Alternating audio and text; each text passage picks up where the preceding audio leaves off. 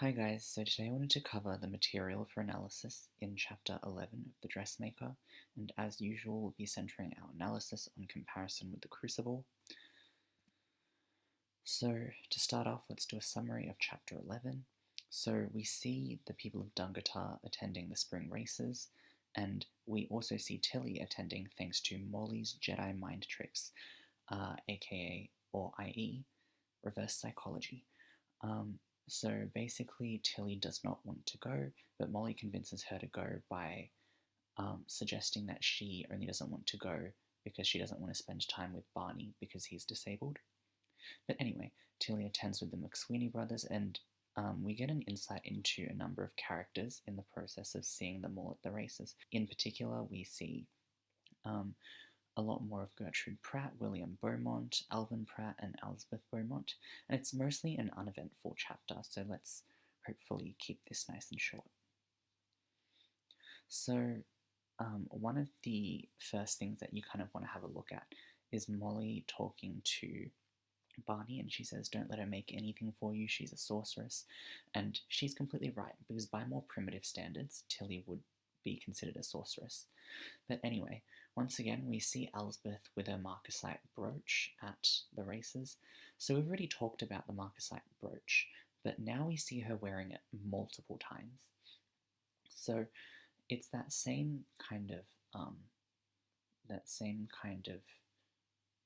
meaning essentially as the navy dress and the fox fur that she wears, where she wears the same thing over and over again, to the point where it kind of falls apart, or it becomes cheap looking and cheap feeling. So she's kind of like the biggest outfit repeater ever. But like, here's the thing, normally you don't judge people for outfit repeating because we have limited outfits, but it kind of feels weird and it feels pretentious with Elsbeth, because Elsbeth likes to present herself as someone very refined, sophisticated, and well off. So it kind of gives away the fantasy at the seams where it's like, oh, so she is only parading around pretending to be rich. But anyway, so when Gertrude and William Beaumont join her there, we see that Gertrude fixed her smile at some point past the treetops. So there's this sense of shame at what she's done, and we also see that she's a little bit ashamed of Alvin Pratt a little bit later, when he essentially summarizes her accounts in invoices for the last 2 years and kind of brings them to her almost as if he's collecting a debt. Well, he is collecting a debt. That's exactly what he's doing. So there's a little bit of subtext there with the horses that they're betting on, which should be very, very clear, but I'll make it clear again in case you didn't pick up on it. But the horse Married Well, Alvin Pratt betting on Married Well is basically him betting on Gertrude marrying William Beaumont, and he's kind of rubbing it in Elsbeth's face. He's a little bit he's nasty. He's a little bit malicious. Now, Elsbeth has a terrible comeback where she goes, "Oh, that's a bit on the nose," and on the nose is the name of a horse. So, yeah, Elsbeth just has really terrible comebacks, which you would expect from her because she's kind of like peak Karen. But anyway, I've included this very 2010 meme of Britney Spears here because that is probably how Gertrude's feeling. Like, what she's feeling right now is probably when you go to a family reunion and you see people that you don't like. But anyway, we also see Tilly's shantung dress. So shantung is a weave of material that's usually silk, and we see it described in a way that highlights its kind of luxuriousness. So we see that it has tiers of gathered satin skirts that kicked and swam, and we see these that the dress was brilliant, it was silky, and it was shimmering in the sunlight. So you can contrast that with rayon. So rayon is this inexpensive fabric made from processed wood pulp, so not great.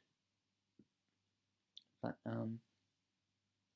that is what people are wearing. The women of Dungatar are wearing at the spring races. So we also see that the shantung dress is purple.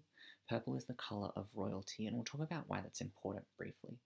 So the dress kind of reflects Tilly's development. So the green was about her growth, her rebirth, and now that that's kind of happened, we see her star rising, essentially. We see her becoming more prominent, and we see her getting more powerful, and that's what this purple dress is all about. And we also see that William sees her and thinks of her as a luminous statue. So we see something regal about her once again, and there's a lot of imagery to do with regality when it comes to her gown and Tilly's appearance in this chapter.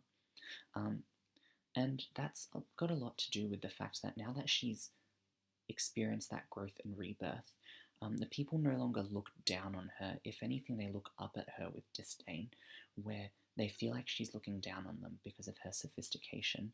And we see that encapsulated in the quote, "She thinks she's royalty." And we also see that when Gertrude feels threatened by her and tries to kind of lay claim to William Beaumont as if she thinks that Tilly's going to try to steal him away from her. So we see this short, snappy exchange where Barney says that his best friend is a horse, and then his brother Teddy says to him, "You are a horse," and Tilly says, "I like horses." So that's kind of code for talk shit, get hit.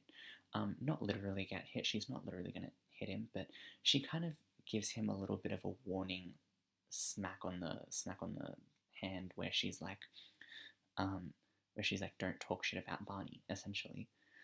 Because she's very cold towards him, and yet we see her engaged in lively conversation with Barney, despite the fact that some of his talking points are a little bit unorthodox, like where he says that his best friend is a horse. So it almost seems on the surface as if she likes Barney more than she likes Teddy. So there's a little bit of a slap on the wrist there where she's like, "Don't talk shit." But anyway, we also see that Gertrude, quote-unquote, swung to face Tilly again when she saw her, and she says, "William and I are engaged, almost," and we see that she moved quickly to intercept her boyfriend when he went over towards them. So she is pressed like a panini. She is very pressed about Tilly coming back, and she's very worried that Tilly is going to take her man. So you see in the word swung that she's urgent, and we also see in that comma almost, it seems as if she is planning to make it seem as if her and William are a lot further along in their relationship than they actually are, if you can even call it a relationship at that point. But yeah, so that's kind of the subtext there, that she's really pressed about it, and she should be pressed, because William has shown more interest in Tilly than he's shown in Gertrude when her legs are closed so far. So yeah, she should be pressed, she should be scared.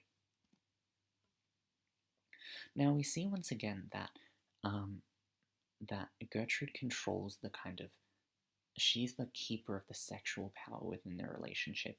So he is desperate, he is horny, but Gertrude is dispassionate about their sex life. So we see the words Gertrude's knees, quote-unquote, flopped open. So she really doesn't care, and when he wants to have penetrative intercourse with her, she pushes him off of her. So we see that she really does not care that much, and she, I suppose you could say that she does care, but she's unwilling to give in as much as he does, and she controls, as a result of that, she controls the kind of sexual facet of their relationship, which is, it's fair to say, a large part of their relationship. Probably the majority of the basis of their relationship is grounded in sex. But anyway, Elsbeth says to William Beaumont, "You've been had, and it doesn't take much imagination to work out how." So Elsbeth says this to him in the context of a fight, and she kind of says it with disdain. And there's an irony to Elsbeth saying this, because she's a lot like Gertrude. In fact, she's a lot more like Gertrude than she'd care to admit, because she herself was, she married well, but before that she wasn't particularly well off. And when it says that she was reinstated to a rightful place when William Beaumont went to sort out the details of his marriage with Gertrude, it's kind of reflecting that, where the kind of esteem that she has tried to build up kind of crumbles. So there is that. So one thing I wanted to talk about in this chapter is the development arc that Tilly has, as opposed to, or in comparison to, the development arc that Abigail has. So they're actually really, really similar in a lot of ways in terms of their actual story itself, but because of the development arc and the way that their stories are spun, we get very different impressions of them. So in Tilly's arc, we see that she returns after a long leave of absence, which is implied to be the result of something highly controversial, and it's slowly revealed to us that she was the victim of bullying and she acted out of self-defense and was blamed for murder when her crime was manslaughter at worst. Now, I really want to emphasize here that it was slowly revealed, and the reason why it's important that it was slowly revealed is because it means that we have to revisit her trauma and her kind of pain again and again and again, so that that sympatheticness is really built up. Now, in comparison to that, Abigail's suffering is only ever brought up in the middle of Act 1, where she pleads with John Proctor to sleep with her and marry her when he's able to get rid of Elizabeth. But other than that, there's very little mention of her suffering itself. So that's something that is really important in the construction of the narrative for these two characters. So we then see that the malicious people dislike her, the townspeople use her for her skills when she's useful to them, and they discard her when they no longer feel like playing nice with her after Teddy dies. So then we see the townspeople come back to her for help with their tail between their legs. It's a little bit humiliating, and yet they act very proud. And then, in the end, we see that Tilly destroys their town and all the trauma with it. So there's this sense of catharsis with her burning of the town. Catharsis means a release of pent-up emotions that is meant to kind of be healthy. It's like when you vent at people when you've had a bad day, like you feel better afterwards. By the way, scientific research actually shows that you don't feel better after venting, but anyway, that's not what we're going to get into. Now, Abigail, on the other hand, we first see her as a cruel and deceitful girl, so we know that there's definitely more to what happened in the woods, but she's just not telling her uncle, and we see that she's cruel because when everyone's gone out of the room, she tries to wake Betty up, and when Betty doesn't wake up, she slaps her. Now, she's then portrayed as being a victim, but also simultaneously a seductress and a perpetuator of her own suffering. So her suffering stems from her affair with John Proctor, and while he's renounced her, she hasn't renounced him. She hasn't, moved on, and as a result, she tries to seduce him, and in doing so, she brings on her own suffering. Now then we kind of gain a little bit more sympathy for her, because she's then shown to be this hysterical girl who's driven to do something evil in condemning the townspeople, because she's afraid of being accused of witchcraft herself. Now, obviously, it's not permissible to condemn other people for your own crime, but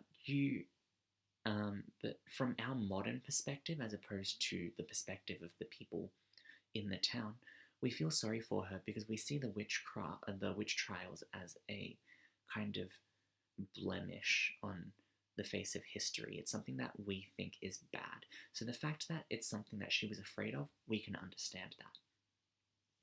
But then she, beyond just being hysterical, she slowly gets more calculated and maliciously and intentionally tries to kill Elizabeth.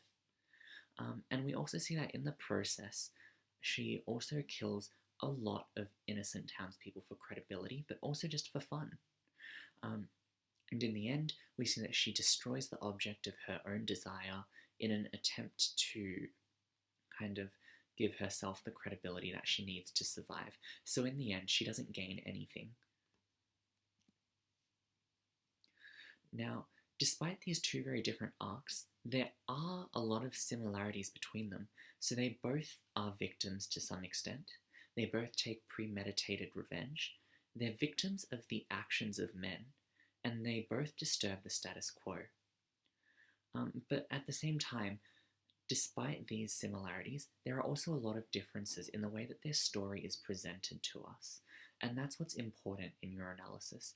So if you look at the study design for this area of study, it's all about how the texts are constructed. So yes, the content matters, but at the same time, it's all about how the texts are put together. It's about the symbolism. It's about the development of the plot and the order that things are presented to us in. It's about the form, like one is a play and one is a novel. So these are the things that you want to look out for in your analysis. So this is why their differences are in a lot of ways more notable than their similarities. So when you say that they're different, you want to acknowledge that there are similarities, but you want to focus on the differences in the case of these two characters. So one commits a crime of passion and the other a crime of profit. So in the case of Tilly, she burns down the town in order to gain closure and catharsis. So for her, it's a crime of passion. She doesn't actually gain any material or political or social value from burning down the town. But in the case of Abigail, she actually has something to gain by condemning Elizabeth Proctor because she wants to marry John Proctor. There's also an emphasis on this. There's also a difference in the emphasis on their suffering. So, in the case of Tilly, we're brought again and again and again to the source of her trauma, and where it's slowly revealed to us that she was unjustly punished for something she shouldn't have been punished for. So there's an emphasis on her suffering, and it's brought up repeatedly. Now, in Abigail's case, there's very little focus on her suffering. She gets one part, less than one part of the play. She gets about a quarter of the first act, maybe an eighth of the first act, to kind of say, hey, I've been used by you, John Proctor. You used me when it was convenient for you because your wife was sick. And now that she is not as unwell as she was before, you've just discarded me. So we see a little bit of her suffering, but it's by no means the focus of the play in the same way that Tilly's suffering was the focus of the novel. There are also differences in the victims of their actions. So in the case of Tilly, the victims of her actions are townspeople for whom we have zero sympathy. So they're kind of like exaggerated caricatures of people who have these very, very prominent flaws. But in the case of the townspeople of Salem, we're almost led to believe that many of them live blemishless lives. Not blemishless, but, well, in the case of Rebecca Nurse, yes. But we're led to believe that a lot of them don't kind of deserve the suffering that they are given. So it's kind of a case of whether we find their punishment to be just. So on one hand, the people of Dungata, we think of them as nasty people who deserve the nasty outcome. But for the people of Salem, we're led to have sympathy for them. And that kind of ties to the consequences of their actions, which are also different. So in Tilly's case, her revenge didn't really involve killing people, at least not in an intentional and egregious way where a lot of people were killed en masse. We did see that that Mr. Almanac and Mr. Pettyman were killed, but in the case of Mr. Pettyman, there is no way that she could have predicted that Marigold would have killed him, and there's also no way of predicting that Mrs. Almanac would happen to be asleep at that exact moment when Mr. Almanac wheeled past her. So, whereas in the case of Abigail, Abigail completely expected people to die as a result of her actions and still went through with it. Now, there's also a difference in the power that they wield and what they wield it for. So, Tilly has power in the form of her knowledge and her skills, and she shares them with people despite the way that they treat her. And when she does burn down the town, we see that it's kind of like almost, it almost harkens back to guerrilla warfare, where it's not organized and it's not state sanctioned, it's not, cleared with the authorities, it's not official. So she's doing this on her own. Now, in the case of Abigail, Abigail almost seems, in comparison, like a bit of a puppet master. She's manipulating people, and she's manipulating the law and the authorities to get what she wants. So, as a result of these differences, Tilly is seen as an avenger, and Abigail as a villain. Wow, I've really been watching too many superhero movies. I really capitalized the A in Avenger. No, it shouldn't be capitalized. Just ignore that. Pretend that that's not there. Please do not capitalize the A if you don't need to in your essay. Do as I say, not as I do. But anyway, thanks for watching, and I hope you guys learned something.